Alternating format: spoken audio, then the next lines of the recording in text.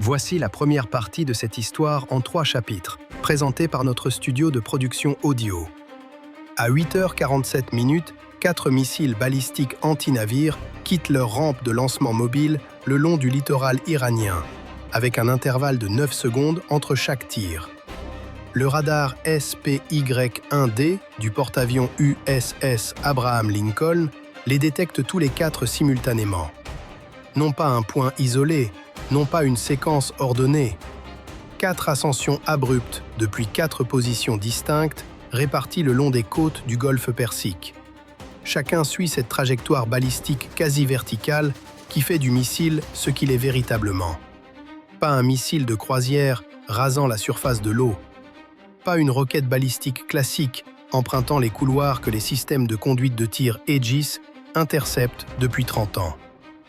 Une arme qui monte en arc, puis plonge presque à la verticale, avec un angle de descente compris entre 60 et 75 degrés par rapport à l'horizontale, s'abattant depuis le zénith à plus de 1000 mètres par seconde. Venant d'une seule direction, chaque système défensif d'un groupe de combat aéronaval a été conçu pour ne jamais en affronter 4 simultanément. Le premier maître de première classe, Grace Kim, est en poste comme opératrice sonar à bord de l'USS Bulkley depuis 6 heures du matin. À 8h47, elle n'observe pas les 4 contacts missiles sur son écran. Tous les autres dans la formation les observent. Kim, elle, surveille l'image acoustique à 200 mètres sous la formation rocheuse. Cette plage de fréquence spécifique du fond marin dans le golfe Persique, là où rien ne produit de son parce qu'il n'y a rien là en bas pour en produire, du sable sur du calcaire, un fond plat, acoustiquement mort, que son sonar passif balaie sans interruption, jour après jour, ne trouvant rien, exactement comme rien ne ressemble à rien sur un écran sonar. Une absence constante, un silence prévisible. À 8h49, le silence sur le relèvement 193 n'est plus uniforme. Une signature de propulsion, pas un lancement, pas une explosion. Le schéma de cavitation précis d'un sous-marin diesel électrique en puissance maximale d'urgence à environ 180 mètres de profondeur, se déplaçant rapidement sur un cap qui le placera directement sous l'Abraham Lincoln dans 4 minutes et 11 secondes. Aucune signature biologique, aucune activité thermique. Un sous-marin. Elle comprend la signification du moment à l'instant même où elle identifie la signature. Les 4 lancements de missiles à 8h47 ont généré 9 secondes d'énergie acoustique simultanée sur toutes les plages de fréquence. Le sonar passif de la formation était surveillé. Pendant 9 secondes, le bruit de surface serait suffisamment puissant pour masquer entièrement la séquence de tir brève d'un sous-marin, si ce sous-marin tirait dans cette fenêtre temporelle. L'Iran n'avait pas tiré 4 missiles et un sous-marin simultanément par accident. L'Iran avait tiré 4 missiles pour générer 9 secondes de bruit et avait utilisé ces 9 secondes pour dissimuler une 5e arme. Elle soumet son rapport à 8h50. Anomalie acoustique, relèvement 193, profondeur approximative 180 mètres, probable signature de propulsion sous-marine, cap et vitesse cohérents avec une approche de la formation en position d'attaque.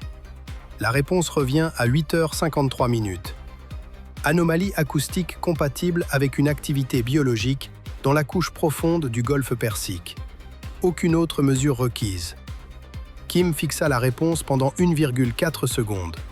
La classification biologique était erronée et elle était opératrice sonar depuis assez longtemps pour savoir précisément à quel point elle l'était.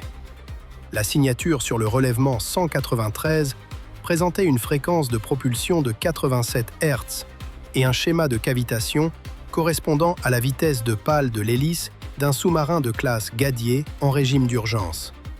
L'activité biologique dans le golfe Persique. La couche profonde ne produit pas de signaux tonaux à 87 Hz avec des harmoniques de fréquence de pale. Elle ouvrit la fixation de position sur laquelle elle travaillait depuis 8h49 et continua à l'affiner. À 8h47, l'engagement contre les 4 missiles avait commencé.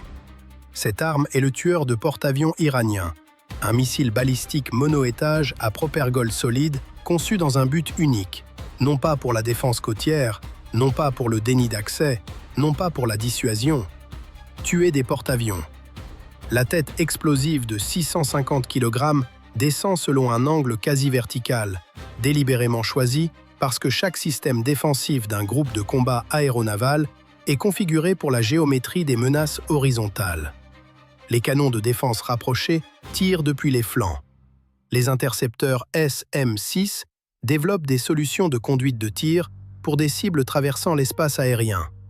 Les cônes de détection radar, les géométries d'interception, les enveloppes d'engagement, tout cela a été conçu pour des missiles qui arrivent en face de vous. Ce missile vous attaque depuis le dessus. C'est toute la philosophie de l'arme. 4 d'entre eux ont contraint la formation à diviser simultanément son stock de SM-6 en 4 parts égales. Une solution d'engagement dédiée par missile. Chaque solution exige sa propre géométrie d'interception. Chaque géométrie entre en conflit avec les autres dans l'espace aérien directement au-dessus de la formation. 4 trajectoires de descente quasi verticales depuis 4 angles d'approche légèrement différents, convergeant vers le même point. Les systèmes de conduite de tir SPY-1D de l'Abraham Lincoln et de ses destroyers d'escorte travaillent simultanément à résoudre le problème. Chaque bâtiment prend en charge une piste. Chaque bâtiment consacre son allocation de SM-6 à une solution propre et nette plutôt que de disperser les ressources sur les 4 cibles. L'USS Balkley prend la piste 1. L'USS Meacher prend la piste 2. L'USS Nitsa prend la piste 3. Les systèmes propres de l'Abraham Lincoln prennent la piste 4. Le premier SM-6 de la Balkley, sur la piste 1, atteint son point d'interception à 8h50 et détonne à 11 mètres du missile. Le schéma de fragmentation déchire le chercheur électro-optique et l'aileron de gouverne avant. La piste 1 sort de sa trajectoire de descente et s'écrase dans le golfe Persique à 1800 mètres au nord-est de la formation. Piste 1 détruite. Le premier SM-6 sur la piste 2 manque sa cible. La piste 2 effectue une correction de trajectoire terminale de 2,1 degrés. Dans les 3 secondes séparant la solution de conduite de tir et la tentative d'interception, le SM-6 détonne dans l'air vide. Le second SM-6 est lancé avec une solution actualisée et trouve la cellule à 8h51 et 14 secondes. La fragmentation atteint même le système de guidage. La piste 2 s'effondre. Piste 2 détruite. Le premier SM-6 de la Nitsa sur la piste 3 atteint le point d'interception et ne trouve rien. La piste 3 a effectué 2 corrections de cap successives de 1,7 degrés, puis 2,4 degrés, invalidant la solution 2 fois en moins de 5 secondes. Le second SM-6 détonne suffisamment près pour endommager le système de guidage de la piste 3, mais pas la tête explosive. La piste 3 continue sa descente, la charge utile intacte. La Nitsa continue de peser 650 kg. Tandis qu'elle plonge toujours à plus de 1000 mètres par seconde, en chute quasi verticale, elle tire un 3e SM-6, le dernier SM-6 dont elle dispose dans sa dotation d'engagement pour la piste 3, et la 3e fusée d'interception détonne à 6 mètres du fuselage de l'aéronef à 8h52 et 31 secondes. La fragmentation atteint la tête de guerre et provoque une détonation partielle à 3200 mètres d'altitude au-dessus de la formation. L'onde de surpression retombe depuis 3200 mètres. La distance suffisamment grande atténue la formation et la disperse. Rien n'atteint la coque. Piste 3 détruite. Les systèmes de l'Abraham Lincoln sur la piste 4. 2 lancements de SM-6. Les premiers tirs manqués. La piste 4 corrige de 2,8 degrés en phase d'approche finale. La deuxième bombe détonne à 9 mètres du fuselage à 8h52 et 47 secondes. Neutralisation propre, piste 4 détruite. 4 missiles collège FARS, 4 cibles, 4 détruites. Le stock de SM-6 au sein de la formation était épuisé face à 4 menaces quasi verticales surgissant simultanément. Les cellules de lancement vertical sont vides d'intercepteurs.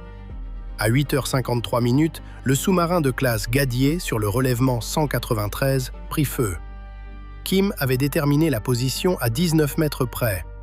4 minutes et 3 secondes de collecte passive continuent de donner depuis l'apparition du signal de propulsion à 8h49. La précision de position avait été affinée de 340 mètres à 19 mètres à 8h53. Une fois les données accumulées et le relèvement résolu, elle transmit la localisation à 8h53 et 4 secondes au poste de pilotage du Bulkley. 4 secondes après le tir du Gadier, avant que le signal de lancement ne se soit entièrement propagé dans la colonne d'eau, non pas par la chaîne de commandement, mais directement sur le pont d'envol. L'hélicoptère, qui effectuait depuis un moment une patrouille de lutte anti-sous-marine régulière, virait déjà en direction du relèvement 193 avant que l'officier de quart ait terminé de lire le rapport annonçant l'imminence du lancement. La variante College FARS, lancée par le sous-marin, quitte l'eau à 8h53 et 11 secondes. Non pas depuis la côte, non pas depuis un lance-missile mobile sur une route côtière, depuis 180 mètres de profondeur sous la surface du golfe Persique, d'un sous-marin qui s'était positionné directement sous la zone d'opération de l'Abraham Lincoln pendant les 9 secondes de couverture acoustique assurée par les 4 lancements côtiers simultanés à 8h47, le 5e missile fut tiré, celui face auquel la formation avait repoussé 4 autres missiles pendant 6 minutes sans y être préparé. Son profil de vol diffère de celui des 4 missiles côtiers. Non pas parce que le missile est différent, mais parce que la position de lancement est différente. Pour un lancement depuis la côte, le radar Aegis dispose de 7 minutes et 30 secondes de temps d'engagement entre la détection et l'impact. Un lancement sous-marin directement sous la zone d'opération laisse au radar 4 minutes et 11 secondes. Le missile atteignit l'altitude visible par radar à 8h53 et 29 secondes, et sa phase terminale commença à 8h57 et 18 secondes. Le stock de SM-6 de la formation est à 0. Le système d'armes rapproché du Feibank est la seule couche défensive restante. Le problème consistant à intercepter un missile plongeant quasi verticalement depuis le haut n'est pas le même que celui consistant à intercepter un missile de croisière arrivant depuis l'horizon. Le Feibank a été conçu pour l'horizon. Le radar de conduite de tir suit les cibles dans le plan horizontal selon une géométrie d'attaque spécifique. Le canon pivote pour intercepter une cible qui traverse son champ de tir, tandis qu'un ennemi tombe verticalement vers le bas. La géométrie de rotation est quasi verticale. Le système en est capable. Les calculs de probabilité ne sont pas les mêmes.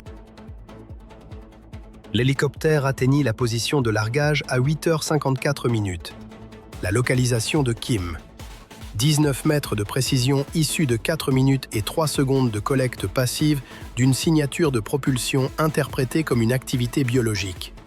L'hélicoptère largua 2 torpilles légères de type Mark 54 sur le relèvement 193 à la profondeur à laquelle la collecte de Kim avait situé le Gadier. La première Mark 54 atteignit la signature acoustique du Gadier en 2,3 secondes. Le Gadier à 180 mètres. La profondeur qu'il avait maintenue tout au long de ses 4 minutes d'approche. La profondeur depuis laquelle il avait tiré. La profondeur dont il ne s'était pas dégagé pour la raison qu'un sous-marin diesel électrique à 180 mètres avec des batteries à plat ne dispose pas de la puissance nécessaire pour effectuer des changements de profondeur rapides après une approche d'urgence à pleine puissance. La torpille frappa le caisson de pression après 11 secondes et détonna à 8h54 et 17 secondes. L'explosion déchira la salle des machines arrière du Gadier. Inondation immédiate. Le sous-marin perdit sa propulsion en 4 secondes lorsque l'envahissement atteignit la salle des machines. La perte de propulsion du Gadier à 8h54 et 21 secondes signifiait que simultanément, la liaison des données de guidage vers le 5e missile était également coupée. La liaison de données chiffrées qui avait transmis en temps réel la position de l'Abraham Lincoln au système de guidage du missile pendant toute la durée du vol, le signal qui permettait au missile de corriger son point d'impact lors des manœuvres du porte-avions cessa d'émettre à 8h54 minutes et 21 secondes. Le missile vole désormais sur la base de sa dernière mise à jour de position reçue. La position de l'Abraham Lincoln à 8h54 minutes et 21 secondes. L'Abraham Lincoln effectuait un virage d'urgence depuis 8h47 minutes, 7 minutes et 34 secondes de virage d'urgence à 28 nœuds. En 7 minutes et 34 secondes, à une vitesse de 28 nœuds, l'Abraham Lincoln avait éloigné sa coque de 1040 mètres de la position qu'elle occupait lorsque le Gadier l'avait détectée pour la première fois et avait commencé à transmettre les données de ciblage au 5e missile. 1040 mètres. Le missile se dirige vers une position que l'Abraham Lincoln occupait 7 minutes auparavant. 1040 mètres ne constitue pas un tir raté. Le missile dispose d'un système de guidage terminal électro-optique, un autodirecteur qui s'active à 4000 mètres d'altitude et balaie la surface en dessous à la recherche de la section radar et de la signature thermique d'un bâtiment de la taille d'un porte-avions. Le porte-avions ne se trouve pas à 1040 mètres du point d'impact, à 4000 mètres d'altitude.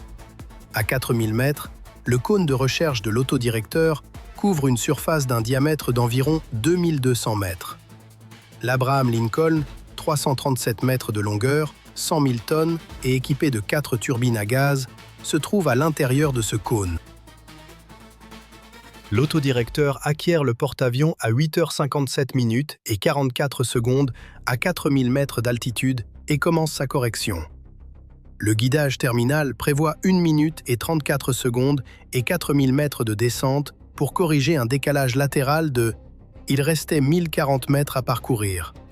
Une correction de 1,8 degré suffit à compenser un écart latéral de 1040 mètres sur une trajectoire de descente de 4000 mètres. Le chercheur a besoin d'une correction de 1,8 degré. Le Khaled Fars s'engage dans son approche finale. La station d'interception aérienne capte le contact descendant à 8h57 minutes et 1 seconde, au moment où celui-ci entre dans la zone rapprochée d'engagement. La géométrie est suivie selon une trajectoire quasi verticale. Le canon pivote vers le haut plutôt qu'horizontalement. Le radar de conduite de tir calcule un accrochage sur une cible qui plonge à Mach 3, en chute quasi perpendiculaire. L'accrochage déclenche la rafale à 8h57 minutes et 4 secondes. Les projectiles atteignent le phare du collège à 8h57 minutes et 6 secondes, à 1800 mètres au-dessus du pont d'envol de l'Abraham Lincoln.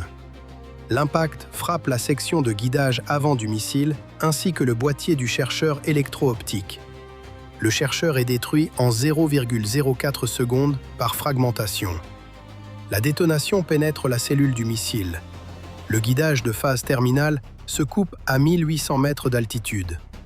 Le Khaled Fars tombe désormais sans guidage, sans le chercheur qui corrigeait son approche, sans la liaison de données qui l'alimentait en mise à jour de position, sans aucun système capable de le positionner là où se trouvait le bâtiment, plutôt que là où il se trouvait lorsque le Gadier avait transmis ses dernières données de localisation. La correction de 1,8 degré que le chercheur avait initiée avant d'être détruit par fragmentation n'était pas achevée. Cette correction était en cours depuis 1 minute et 34 secondes sur une trajectoire de descente de 4000 mètres lorsque le chercheur a été détruit à 1800 mètres d'altitude. Il restait encore 1800 mètres à parcourir, et la correction partielle avait compensé environ 860 mètres du décalage initial de 1040 mètres, 180 mètres d'erreur latérale résiduelle au moment de la panne du chercheur. Le missile Fars du collège percuta l'eau à 8h57 minutes et 19 secondes, à 180 mètres devant la proue bâbord de l'Abraham Lincoln dans les eaux du golfe Persique. Ni le pont d'envol, ni la coque, l'eau, à 180 mètres de la proue bâbord, sous l'impact d'une ogive de 650 kg arrivant à Mach 3. 180 mètres ne constitue pas une distance de sécurité face à une ogive de 650 kg à Mach 3. L'énergie cinétique fut transféré à l'eau dans les 0,02 secondes de décélération précédant l'amorçage de l'ogive. Un événement cinétique qui propagea simultanément une impulsion de pression dans toutes les directions, avant que la charge explosive de l'ogive n'y ajoute sa propre énergie. L'onde de pression combinée se propagea dans l'eau vers l'extérieur et atteignit la coque de l'Abraham Lincoln par le côté bâbord en 0,1 seconde. Un événement de pression latérale survenu plus vite que les éléments structurels ne pouvaient s'y préparer, qui dura 0,4 secondes avant que la rigidité propre de la coque ne l'absorbe. La colonne d'eau s'éleva à 80 mètres au-dessus de la surface et fut visible depuis la passerelle de l'Abraham Lincoln comme une colonne blanche se dressant au-dessus de l'horizon du port, avant de s'effondrer en un anneau d'eau blanche qui s'élargissait et atteignit la coque du porte-avions sous la forme d'une vague de 2 mètres de haut. 11 secondes après la détonation, l'onde de pression atteignit la coque en 0,1 seconde et la traversa. Chaque membrure, chaque pont, chaque compartiment côté bâbord absorba une charge latérale enregistrée par les moniteurs structurels, à laquelle les équipes de contrôle des avaries répondirent immédiatement.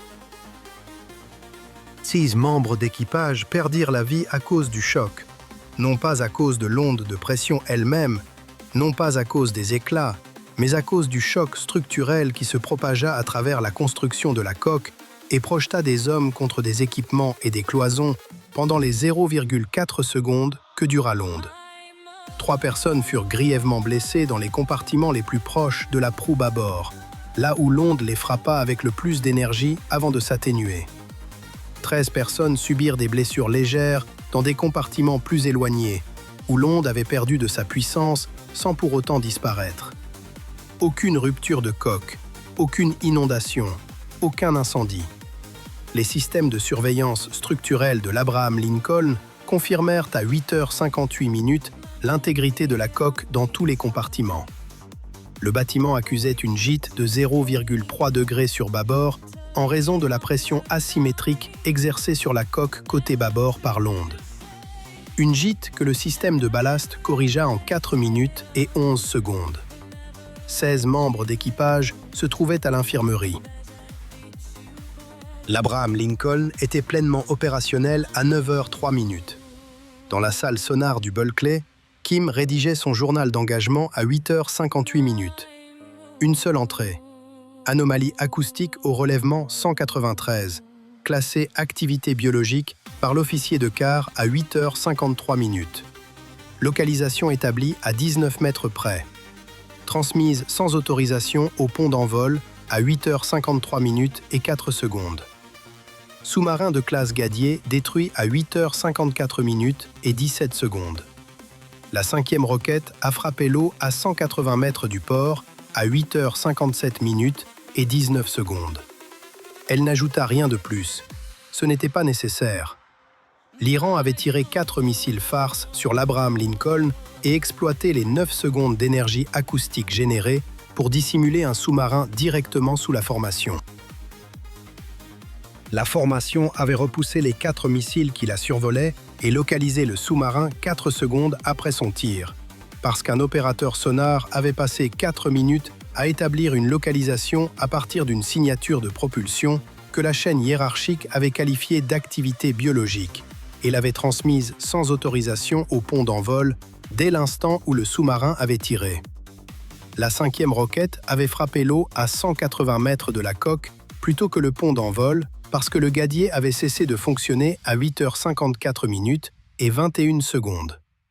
Un écart de position de 1040 mètres s'était créé que le guidage de phase terminale du missile avait réduit à 180 mètres avant que la destruction du chercheur à 1800 mètres d'altitude ne laisse les 180 mètres restants sans correction. L'Iran avait dissimulé une 5e arme dans le bruit de 4 autres. Grace Kim l'avait entendu à 8h49. Et celui qui en rendait compte l'avait dit ainsi. Ce matin-là, dans ce golfe à la lumière de nacre, une jeune femme assise devant ses instruments, casque sur les oreilles, avait choisi d'écrire ce qu'elle entendait plutôt que ce qu'on lui avait demandé d'entendre. Elle n'avait pas demandé la permission, Elle n'avait pas attendu la validation d'une chaîne de commandement qui regardait ailleurs. Elle avait transmis. Et ce geste seul, accompli en silence, sans témoin, sans gloire, avait fait toute la différence entre 16 morts et ce que le matin aurait pu devenir. Personne ne prononça son nom dans aucun communiqué officiel. Aucune caméra ne se tourna vers elle. Le bâtiment reprit son cap à 9h03, comme si rien ne s'était passé. Mais dans le journal d'engagement, entre deux lignes d'une écriture appliquée, se trouvait la vérité de ce qui avait eu lieu. Une oreille attentive, 4 minutes de doute assumé, et la décision de ne pas se taire. C'est tout ce qu'il avait fallu.